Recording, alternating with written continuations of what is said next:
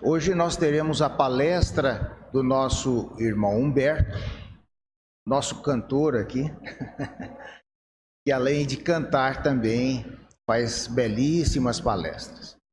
Nosso irmão Humberto de Paula e Silva, ele é diretor do Departamento de Ensino e Cursos aqui do Lar de Jesus.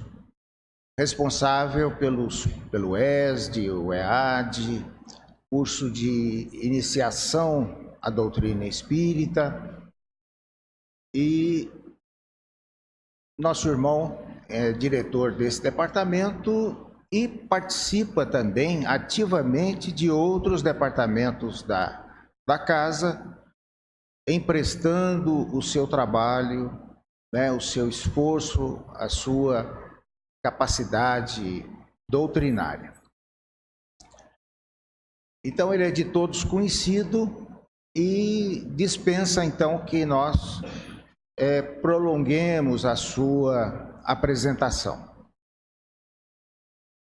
Mas nesse momento vamos elevar o nosso pensamento ao alto e fazer a nossa prece de abertura dos nossos trabalhos, como sempre fazemos.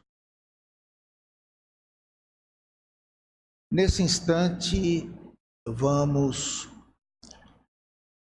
fechar os nossos olhos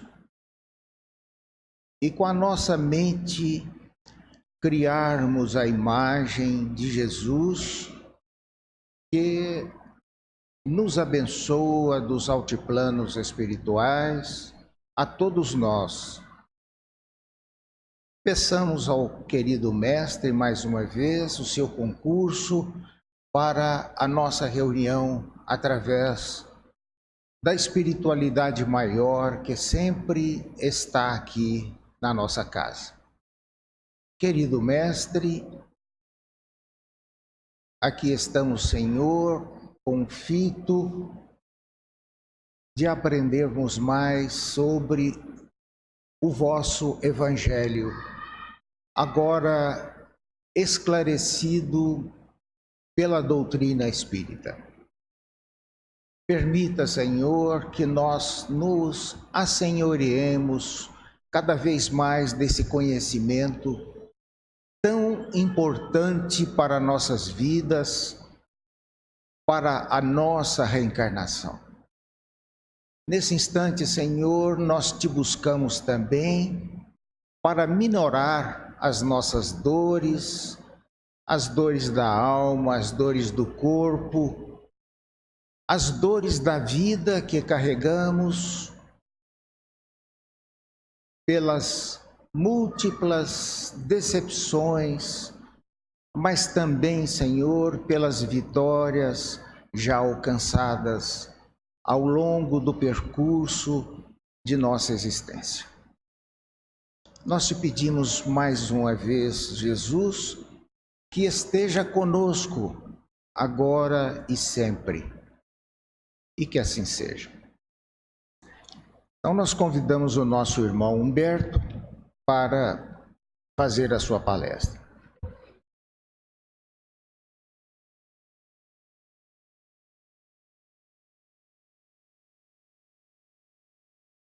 Boa noite a todos. Primeiramente, agradecer as palavras do Dr. Luiz, das quais eu não mereço. O único atributo que eu realmente tenho é de estar sempre à disposição. Então, naquilo que eu posso, eu sempre procuro estar à disposição para servir, da melhor forma possível.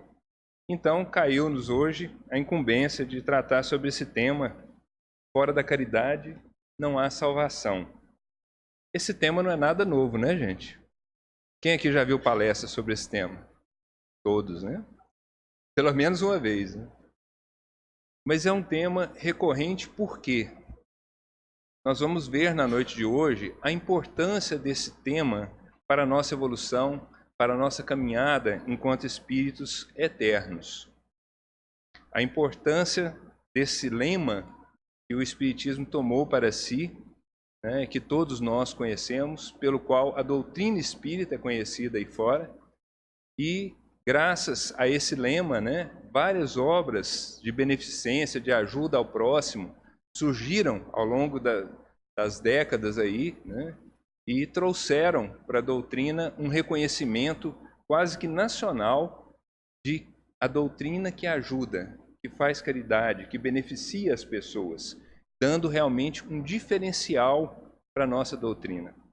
Bem, mas, como eu disse, é um tema que aparentemente não tem nenhum segredo, é tranquilo, é fácil, mas nós vamos ver que ela tem as suas complexidades, as suas peculiaridades na noite de hoje também.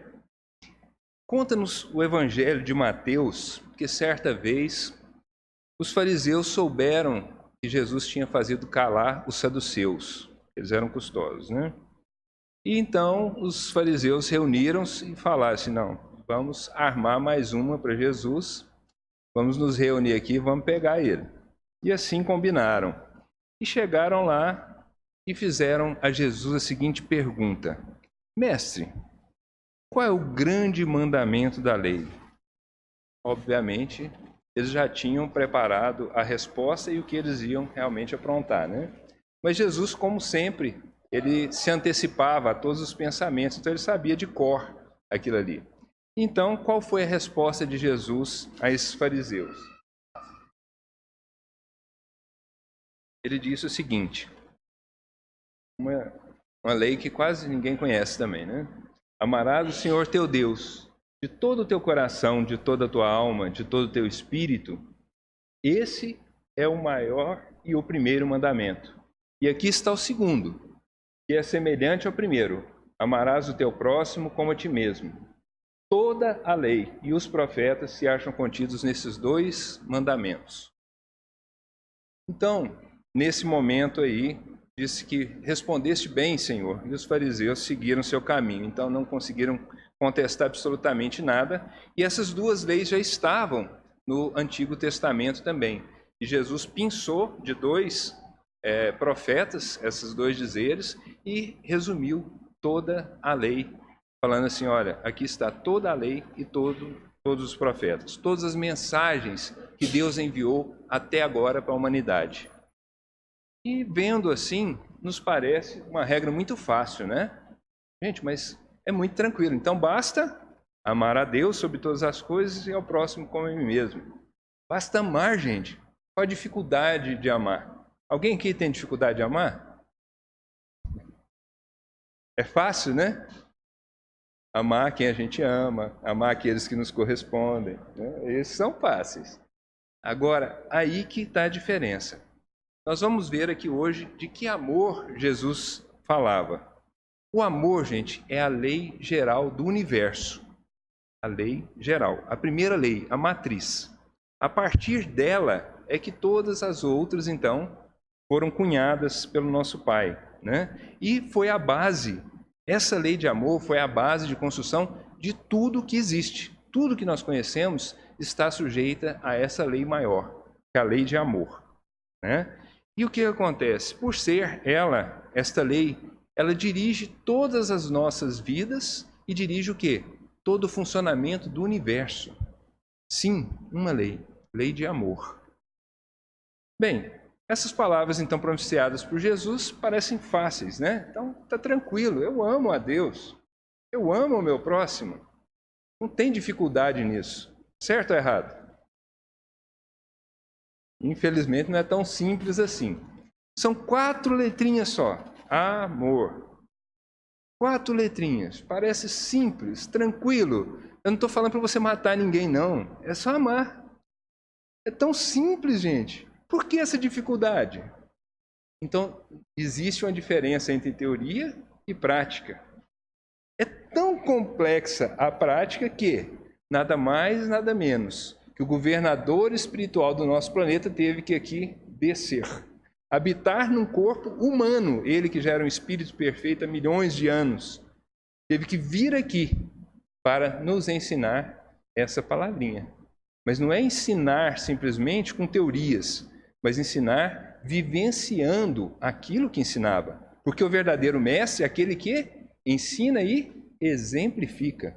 Então Jesus veio entre nós, se sujeitou a um corpo de carne, simplesmente para nos ensinar o que é amar. Está vendo como é simples e é complexo? Então todos nós estamos incursos nessa disciplina, a disciplina do amor. Queiramos ou não, porque fomos criados para amar.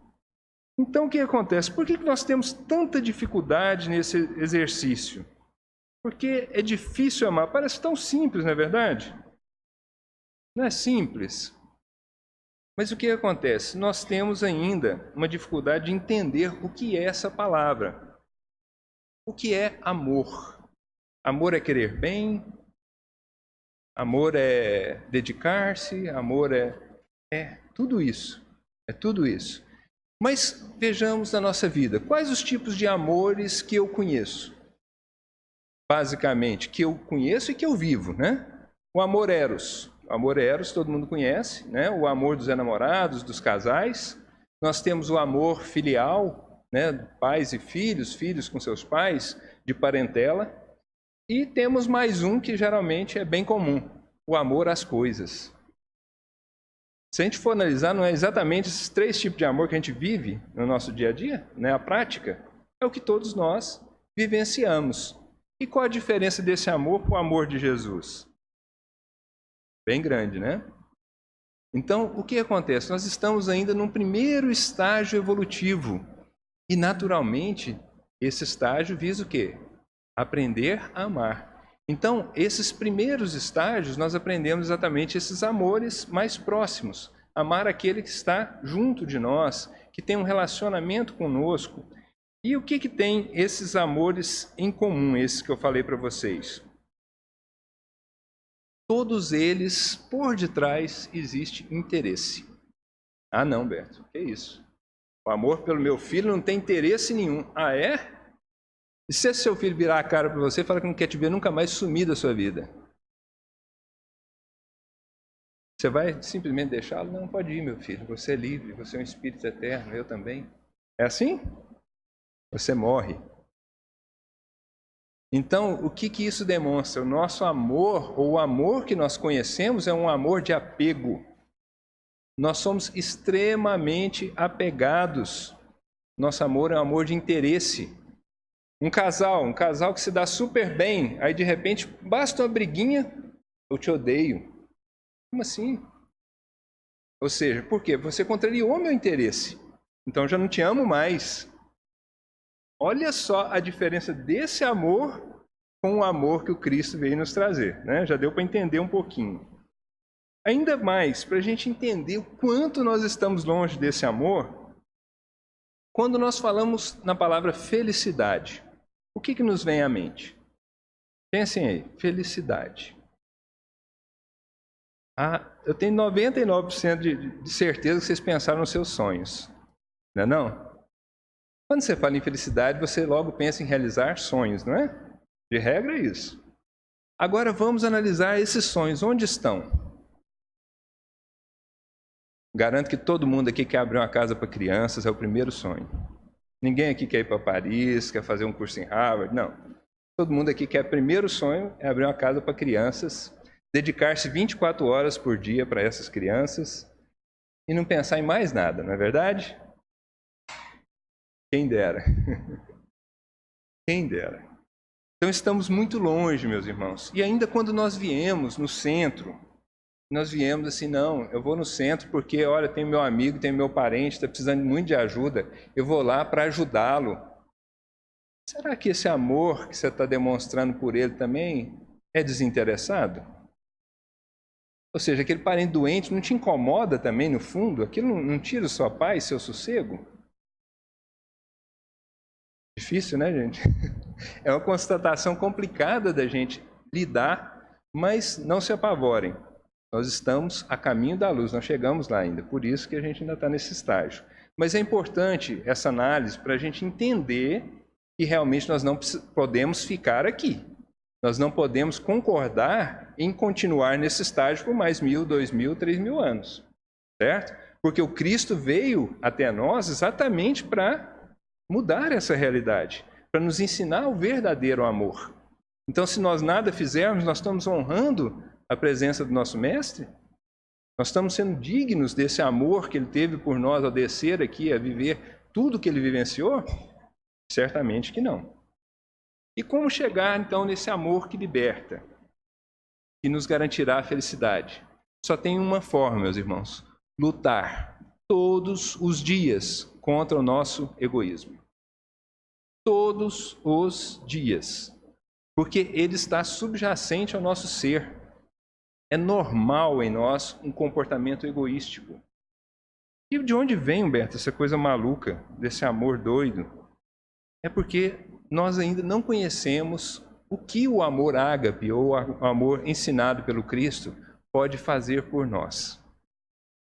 Nós acostumamos a viver em cima desses amores egoísticos e não demos a chance ainda de vivenciar em nós esse amor ágape e entender o que ele pode fazer para a minha vida. Eu penso, meus irmãos, que a melhor descrição do que seja esse amor é aquele deixado por Paulo na sua epístola aos Coríntios, né? E eu gostaria que nós lêssemos agora este trecho de Paulo pensando na figura de Jesus. Depois eu vou explicar por quê. Olha o que ele nos ensina, o que é o amor. O amor é paciente, o amor é bondoso. Não inveja, não se vangloria, não se orgulha. Não maltrata, não procura seus interesses, não se ira facilmente, não guarda rancor. O amor não se alegra com as injustiças, mas se alegra com a verdade. Tudo sofre, tudo crê, tudo espera, tudo suporta. E por que eu pedi que vocês pensassem na imagem de Jesus? Vocês conhecem algum outro ser que viveu esse amor aí? Então, Jesus, ele veio exatamente para nos mostrar como é esse amor. Ele vivenciou, ele passou por tudo, a ponto de entregar sua própria vida, né, para demonstrar como funciona esse amor e como ele pode trabalhar em favor de cada um de nós. Então, nessa expressão, Paulo nos mostra que para realmente amar, nós temos que nos livrar do quê? Do bendito egoísmo, né?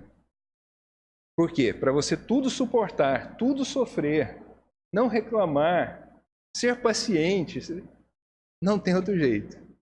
Nós temos que estar sem o egoísmo para amar como Jesus amou. Mas nós estamos nesse mundo, Humberto, é complicado. Sim, temos necessidades, temos dificuldades, temos lutas e temos ainda as ilusões, para nos ajudar mais um pouquinho, né? As ilusões do mundo, né, que não param, né? Cada dia ele cria um modelo novo de iPhone e aí eu já... Nossa! E aí vai. Então as ilusões também são grandes empecilhos para que a gente se aproxime desse verdadeiro amor. E por que isso acontece? Em verdade, até hoje, meus irmãos, passados 2000 anos, nós não acreditamos na promessa de Jesus. Buscai primeiro o reino de Deus e tudo mais virá por acréscimo. Se nós acreditássemos nessa promessa, se nós acreditássemos no reino de Deus que Ele nos prometeu efetivamente, com todas as bênçãos que esse reino poderá nos dar, como diz o livro dos Espíritos, né? Uma vida que seriam meros minutos, se nós assim pensássemos.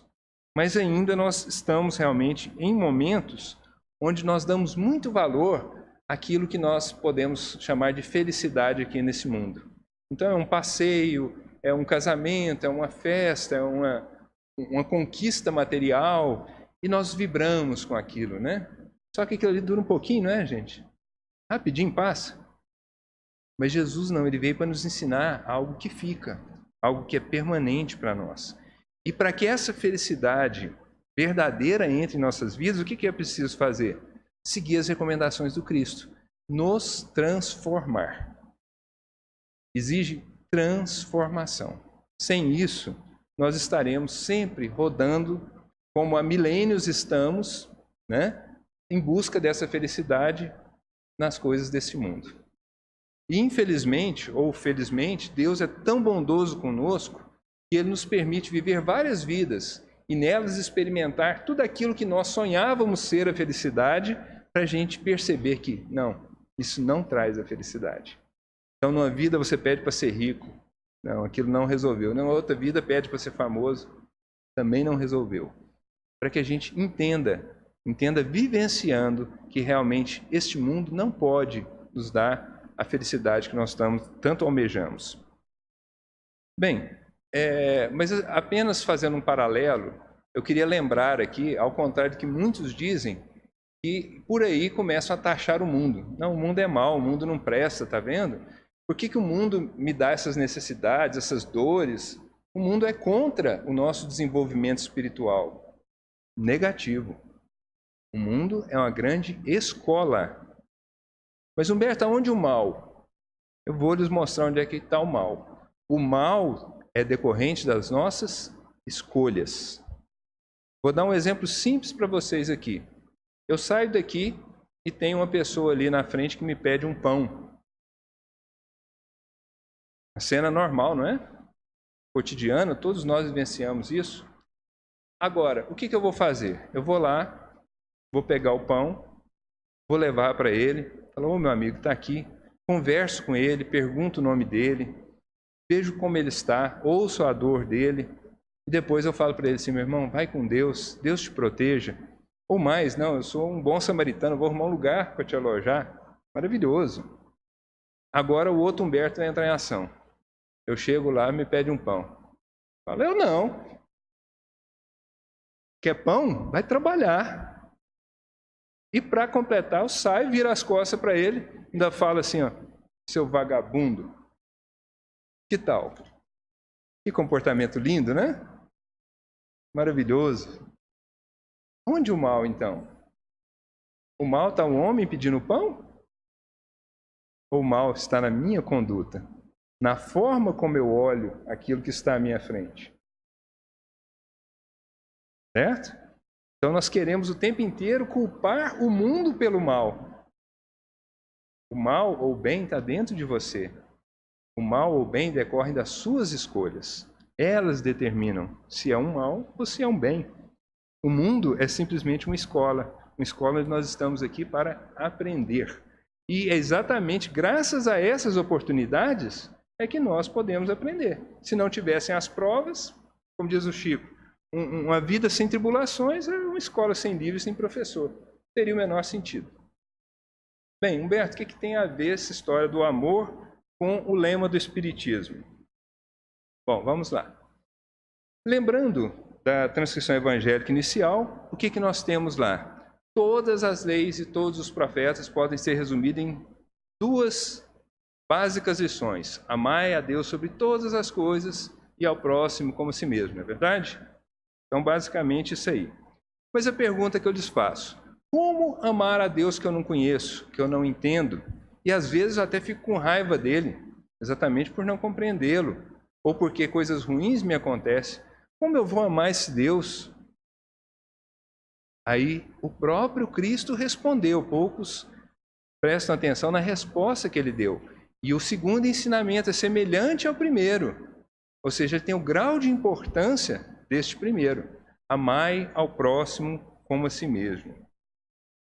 Mas como assim? Como é que nós vamos amar a Deus amando ao próximo? Ora, quem é pai, quem é mãe aqui sabe muito bem disso. Se você pega uma pessoa que faz um bem para o seu filho, para a sua filha, você não fica profundamente agradecido? Às vezes muito mais do que se fizesse a você mesmo. Então imagina Deus, que é um pai de amor infinito, que ama todos os seus filhos da mesma forma. Quão ele vai ficar grato cada vez que nós estendermos a mão para um irmão nosso em estado de necessidade. Né? Então aí, esse segundo mandamento fica claríssimo. Fica evidente, porque o amor do pai por cada um dos seus filhos é igual. Então, toda vez que ele vê um filho socorrendo o outro, amparando o outro, obviamente, ele vai estar muito feliz. Então, é um amor que está à disposição e ao alcance de cada um e de todos nós. Mas, Humberto, como eu poderia amar o próximo como a mim mesmo? Porque, como nós vimos, nós estamos acostumados com amor, retribuição. Infelizmente, essa é a verdade. Então, nós temos que mudar esse paradigma, né? Daí a importância da caridade. Porque na caridade, normalmente, na prática da caridade com uma pessoa estranha, nós somos obrigados exatamente a praticar aquele ato de bondade para com alguém que não é da nossa convivência, que não vai ter como retribuir aquilo, ao menos aparentemente. Nós sabemos que todo bem volta para nós, mas aparentemente aquela pessoa não vai ter como te retribuir o bem que você faça. Então vamos dar uma olhadinha no conceito do dicionário que ele traz para nós do que seja caridade. Vamos lá. Caridade é disposição para ajudar o próximo, tendência natural para auxiliar alguém que está numa situação desfavorável. Benevolência, piedade. É um termo derivante do latim caritas, afeto, amor, que tem origem no vocábulo grego charis, graça. A caridade pode ser entendida como um sentimento ou uma ação altruísta que ajuda alguém sem busca de qualquer recompensa. Eu gosto de definir caridade como o amor em ação. Tá? Nós vamos ver então nessa epístola de Paulo que ora os evangelhos traduzem como amor, ora como caridade o mesmo termo. Por quê? Exatamente porque a palavra grega ela poderia significar as duas coisas. Né? E nós vamos ver que a verdadeira caridade e o verdadeiro amor, elas são, em verdade, uma só coisa, ao contrário do que se imagina. Bem, e como seria então amar ao próximo como a nós mesmos? Jesus nos deixou a parábola do bom samaritano, que é extremamente elucidativa, que nos mostra ali um comportamento que só tem realmente quem considera aquele como fosse um irmão, uma mãe, um primo, um tio, enfim, uma pessoa próxima. Então ali ele usa de todos os recursos que estão à sua disposição para fazer o bem àquele irmão, ou melhor, aquele desconhecido. Então esse modelo é o modelo deixado por Jesus para nos ensinar como devemos fazer. E mais importante, totalmente sem esperar nenhuma retribuição ou nenhuma recompensa por aquele ato. Mas nós, o que acontece? De regra, nós sabemos que é difícil fazer um ato como aquele. Por quê? Vai nos custar tempo, às vezes dinheiro, às vezes as duas coisas, não é verdade? E pior, esse tempo e esse dinheiro eu poderia estar gastando comigo. Ao invés de ajudar uma pessoa a fazer uma casa, eu poderia ir para Miami. Né? Então, necessariamente, a prática da caridade requer de nós o quê? Uma abstinência de algum dos nossos sonhos ou prazeres materiais. Por isso que é tão difícil a gente coadjuvar essas duas coisas. Porém, apesar de difícil, nós sabemos que elas não são totalmente inconciliáveis. Deus nos pede fraternidade e nós pedimos comodidade. Não é isso? De regra, é o nosso ser ainda. Nós pedimos. Mas estas duas vertentes não são totalmente incompatíveis. Apesar das palavras de Jesus, que não se pode servir a Deus e a Mamon, né, ele falava quanto ao sentimento.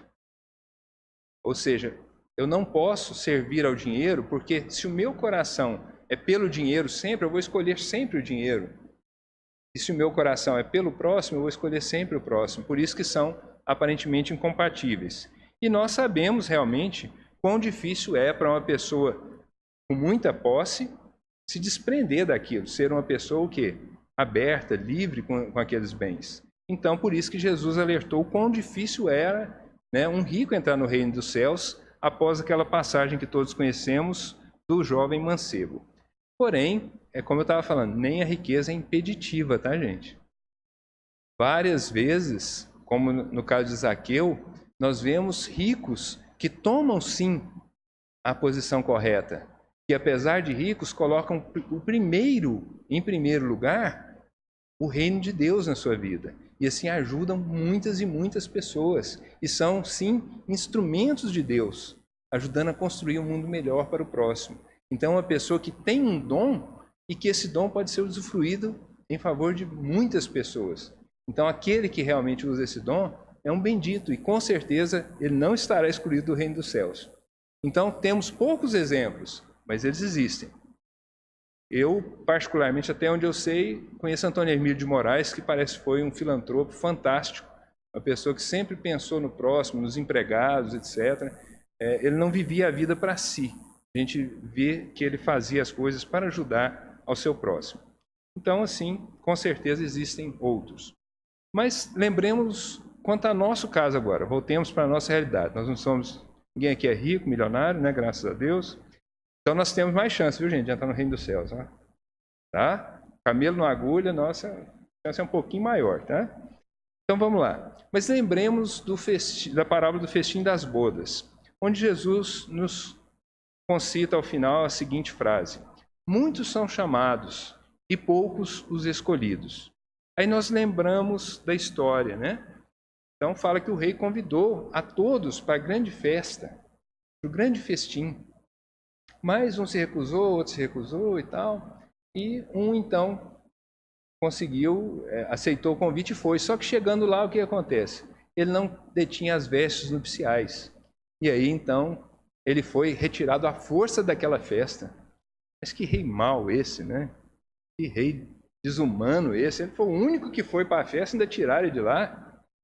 Mas o que é esse festim das bodas? Cada religião no mundo, cada obra do bem é um chamado de Deus para nós. Esse chamado do festim das bodas. Só que para que nós possamos realmente usufruir desse banquete, é necessária a veste nupcial. E o que é essa veste? É a transformação do coração. Jesus não vai exigir que você seja rico, que você seja poderoso, que você tenha dons. Ele vai exigir que você tenha amor no coração. Porque o reino de Deus é um reino de pessoas que amam. Então, não dá efetivamente para uma pessoa que não sabe o que é amor estar realmente neste reino. Então, por isso que a parábola nos ensina quão importante é a gente cuidar dessa veste nupcial, né? Ou seja, de nos revestirmos desses dons que nos habilitam a entrar nessa nova etapa da vida. Muitos de nós aproximam da igreja, de uma religião, e efetivamente nada acontece, nenhuma transformação acontece dentro de nós. É exatamente o caso, ou seja, nós somos convidados, fomos na festa, mas continuamos com a mesma roupa, ou seja, continuamos o mesmo ser que éramos quando lá entramos. E por que o lema do Espiritismo é fora da caridade não há salvação? Quem aqui sabe? Foi um termo inventado por Kardec, né? É isso? Ele inventou esse lema? Coisa da cabeça dele, um espírito chegou e falou para ele: fora da caridade não há salvação. Ele escreveu lá. O que vocês acham? Bem, vamos lá. Na verdade, meus irmãos, esse lema foi escolhido pela mais pura conexão com o Evangelho de Jesus. Fora da caridade não há salvação. Jesus, ele, através da parábola da ovelha e das cabras, ele nos deixou muito claro que a caridade é a condição única para acessarmos ao reino de Deus. Não é ela e outra não, gente. É única. Obviamente, eu estou falando aqui da caridade sentida, da caridade com amor. Vamos ver, então, as palavras de Jesus para ver se a gente se convence. Então, disse Jesus: quando, pois, vier o Filho do Homem na sua glória e todos os anjos com ele, então se assentará no trono da sua glória e diante dele serão reunidas todas as nações. E ele separará uns dos outros, como o pastor separa a ovelha de cabritos, e porá as ovelhas à direita, mas os cabritos à esquerda. Então dirá o rei aos que estiverem à sua direita: vinde a mim, benditos do meu Pai, possuí por herança o reino que vos está preparado desde a fundação do mundo. Porque tive fome, me deste de comer, tive sede, me deste de beber. Era forasteiro e me acolheste, estava nu e me vestiste. Adoeci e me visitaste, estava na prisão e foste ver-me. Então os justos lhe perguntarão. Não, esse caso é o justo mesmo, desculpa, gente, eu confundi. Senhor, quando te vimos com fome, te demos de comer, ou com sede te demos de beber? Quando te vimos forasteiro e te acolhemos, ou nu e te vestimos? Quando te vimos enfermo ou na prisão e fomos visitar-te? E responder-lhes ao rei: em verdade vos digo que sempre o que fizeste a um desses meus irmãos, mesmo que aos mais pequeninos, a mim o fizeste. Então dirá também aos que estiverem à sua esquerda: apartai-vos de mim, malditos, para o fogo eterno preparado para o diabo e seus anjos. Porque tive fome, e não me deste de comer. Tive sede, e não me deste o que beber. Era forasteiro, e não me acolheste. Estava nu, e não me vestiste. Enfermo e na prisão, e não me visitaste. Então também estes perguntarão: Senhor, quando te vimos com fome, ou com sede, ou forasteiro, ou nu, ou enfermo, ou na prisão, e não te servimos? E a resposta: em verdade vos digo que sempre que o deixaste de fazer a um destes mais pequeninos, deixaste de o fazer a mim. Irão eles para o castigo eterno e os justos para a vida eterna. Então, meus irmãos, juntando esta parábola com o mandamento maior de Jesus, que, como nós vimos, resume-se para nós em amar a Deus sobre todas as coisas e ao próximo como a si mesmo, sendo que possível, o mais possível para nós, essa segunda parte, que é amar ao próximo como a nós mesmos, não há dúvida que esta é a única condição realmente deixada por Jesus para a nossa salvação. E o que é a salvação? A salvação, na verdade, é para a nossa felicidade, tá? Quando se fala em salvação, é salvação do espírito nosso, de todas as dores. Por quê? O que nós viemos buscar aqui no centro? O que as pessoas vão buscar na igreja? O livramento de quê? De dores, de problemas, de dificuldades, de desentendimentos. O que nós queremos, afinal de contas? Sermos felizes. Então, quando ele fala em salvação, é essa salvação, nos livrar dessas coisas que nos trazem a infelicidade, a dor, os problemas. E por isso, então, o Espiritismo adotou essa máxima em contraposição àquela outra da igreja. Fora da igreja não há salvação. É importante a gente lembrar, gente, que o Cristo, ele jamais falou essa frase: fora da igreja não há salvação. Muito pelo contrário, ele, em diversas oportunidades, ele mostrou que não interessava em absoluto a crença dos seus filhos. Ele nunca condicionou a entrada do reino dos céus a nenhum tipo de crença. Pelo contrário, na parábola do bom samaritano, o samaritano era um grande herege. Na parábola do fariseu e do publicano, o publicano era considerado o maior dos hereges, uma pessoa sem religião. Então, não é a sua religião, não é a sua crença, são os nossos atos, são os nossos pensamentos, as nossas atitudes, que no fim fazem toda a diferença. Então, um outro aspecto que eu acho muito importante falar sobre esse tema é que muitas vezes nós esquecemos, principalmente no meio espírita, eu quando pequeno eu via muito comumente pessoas que se dedicavam à obra espírita de uma forma absoluta, de uma forma realmente brava, mas que, infelizmente, dentro de casa não era nada daquilo, em sociedade não era nada daquilo. Então a gente via grandes obras espíritas, grandes tocadores de obras, sendo que aquela pessoa em nada se alterava, ou seja, continuava aquela mesma pessoa bruta de sempre, simplesmente fazendo obras. Ora, o que é isso senão um amor egoísta? Porque o que ele está fazendo? Por que ele está fazendo aquilo ali? Ele está preocupado com a retribuição lá, não é? Então é o mesmo tipo de atitude. Ou seja, estou preocupado com a retribuição. Então, o verdadeiro espírita, ou a verdadeira caridade, ela não se desmente. Ela é uma só em todos os momentos das nossas vidas. Então, dentro de casa, fora de casa, em todos os momentos, a caridade ela tem que estar presente quando a gente realmente se transforma.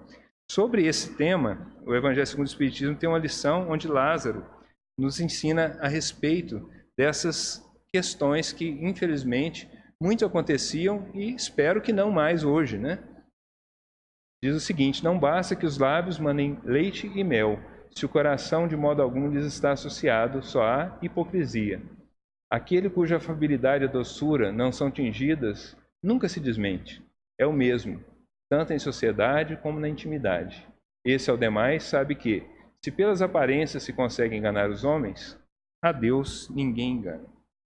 Então, não tenhamos a ilusão, né, meus irmãos? Humberto de Campos nos relata inúmeros casos de espíritas que desencarnaram e qual não foi a grande surpresa do lado de lá.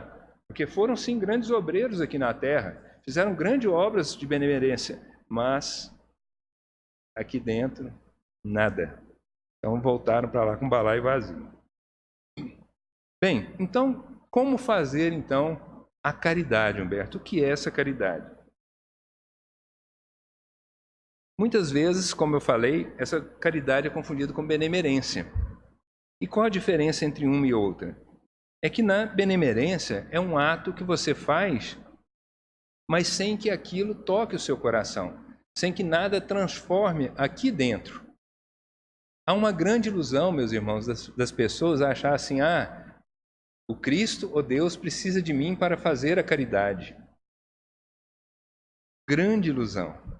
Deus, no momento que quiser, ele sara qualquer um, ele acaba com qualquer fome, ele faz o que ele quiser, ele é Deus. Tá? Ele não precisa da gente. Mas nós precisamos da caridade. E como precisamos? Porque ela é a única e maior alavanca que vai nos tirar do nosso egoísmo. Porque como nós vimos, todos os outros tipos de amor estão envolvidos em interesses. Não adianta. Não adianta a gente disfarçar. Então a gente tem que entender isso. Só a verdadeira caridade, só quando nós sairmos de nós e verdadeiramente agirmos com o coração, essa caridade é a caridade que Paulo nos ensina. Tanto assim que ele nos ensina também, na mesma Epístola aos Coríntios, a seguinte frase: e ainda quando houvesse distribuído meus bens para alimentar os pobres, e houvesse entregado o meu corpo para ser queimado, se não tivesse o amor, tudo isso de nada me serviria. Então não são os atos exteriores que vão determinar realmente essa caridade. Bem, queridos irmãos, nós também, eu gosto sempre de exaurir os temas, né? Quando se fala em caridade também, há um equívoco de muitos de achar que a caridade é só essa em favor dos pobres, né? Mas como nós vimos, existe a caridade, e a caridade principal é aquela que começa dentro de casa. Porque como espíritas nós sabemos que todos que estão à nossa volta são espíritos credores das nossas almas. São espíritos com quem nós temos que resgatar, nós temos que repor uma harmonia desconstituída no passado. Então, nós devemos lembrar sempre disso, que o primeiro e o maior amor, a maior dedicação tem que ser em casa. Então não adianta nada nós sermos heróis lá fora, como nós falamos anteriormente, e sermos o carrasco dentro de casa. Porque a nossa principal missão está dentro de casa. E um outro equívoco que ocorre é que o rico e o poderoso não precisam de caridade nossa, né? Nós temos esse hábito de achar que porque uma pessoa é rica, porque ela é muito poderosa, não, que isso, Michael Jackson vai precisar vir no nosso centro? Não precisa de ajuda não, ele é o Michael Jackson. É um ser humano como qualquer um de nós. Tá? Então, assim, a caridade era para com todos. Então, esse amor... Então, se tem muitos carentes do corpo, existem muito mais ainda carentes da alma. E que esse socorro à alma, às vezes, é até mais importante do que o socorro do corpo. Então, a verdadeira caridade é essa. Conjuga o amor no atendimento à necessidade dos nossos irmãos. Sejam elas físicas, sejam elas espirituais. Então, é estarmos sempre disponíveis. Então, o amor, meus irmãos, o amor real, o amor verdadeiro, a caridade verdadeira, é, como nós dissemos, aquela que Jesus nos ensinou. O amor, no seu real sentido, é aquele vivenciado por Jesus. Não conhece barreiras sociais, de raça, de credo, de nacionalidade, enfim. Este amor verdadeiramente alcança toda a humanidade e a ponto de entregar sua própria vida pelo homem, pelo bem de todos, como ele o fez. Então, em Jesus nós temos o que é realmente esse verdadeiro amor. Então, ele é o nosso exemplo. Nele nós devemos espelhar nossas condutas, assim como fizeram Chico Xavier, Irmã Dulce, Madre Teresa de Calcutá e tantos outros, né? Então, vamos valorizar, meus irmãos. Jesus veio à Terra por nós e para nós, e unicamente para nos ensinar esta lição. Entendem agora por que o lema do Espiritismo é fora da caridade não há salvação? Não tem jeito. Não é por falta de opção, não. É porque realmente nós precisamos amar, porque amar é a regra única e efetiva do universo. E quando esse amor estiver em cada um de nós, quando nós saibamos amar as pessoas sem julgamento, perdoando, suportando, tolerando as dificuldades do nosso próximo, né? Quando conseguirmos, enfim, seguir aquele exemplo do homem de bem que o Evangelho nos narra, aí nós estaremos realmente caminhando para esse amor que Jesus nos ensinou, esse amor ágape. E certamente, fazendo isso dentro de cada um de nós estamos contribuindo para o plano de Jesus, que é para que o reino de Deus seja em todo o nosso planeta, e que é o sonho de todos nós. Então, é a nossa felicidade. Não pensem, no momento de caridade, que você vai estar ajudando aquele coitadinho. O principal beneficiado ali sou eu. Certo? Vamos olhar nossos irmãos como irmãos mesmo, porque são. Não foi à toa que Jesus falou: quem é minha mãe? Quem são meus irmãos? Então é nesse ponto que temos que chegar. Amar a todos com o mesmo amor. Não é que Jesus desprezava sua mãe, os seus irmãos, mas é porque ele amava a todos aqueles que estavam à sua volta da mesma forma como amava a mãe e os irmãos, ou seja, um profundo amor. Então vamos nos inteirar desse amor, que Jesus nos fortaleça e que possamos seguir o seu exemplo, com muita fé, com muita vontade, e essa casa também existe para isso, para que nós possamos botar isso em ação. Muito obrigado, boa noite.